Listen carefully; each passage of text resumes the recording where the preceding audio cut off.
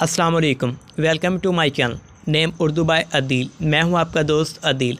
आज हम जानेंगे इका नाम के बारे में, इसकी मज़ीद तफसीलात भी जान लेते हैं। आइए वीडियो की तरफ बढ़ेंगे विदाउट टेंशन। इका नाम का मतलब उर्दू में, इका नाम का शुमार लड़कों के नामों में होता है। इका नाम की इब्तिदाई तारीख हिंदी ज़बान से निकलती है। इका नाम के अफराद के लिए खुशकिस्मत नंबर 1 माना जाता है। इका नाम का मतलब मालक विष्णु है।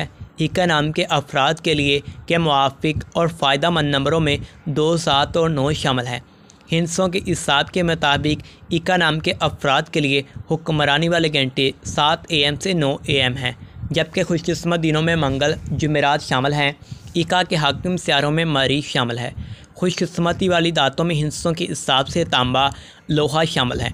इका नाम के अफराद के लिए मुआफ़िक रंगों में रेड, बनफशी शामिल हैं। इका नाम के अफराद के लिए मुआफ़िक पत्थरों में रूबी शामिल है, जबकि मतमादल मुआफ़िक पत्थरों में हीरा शामिल है। इका नाम के अफराद का असूल ज़िंदगी है कि आप ज़िंदगी में आने वाली मुश्किलात से टकराना पसंद करते हैं और इनका मुकाबला करना चाहते हैं। Thanks for watching this video.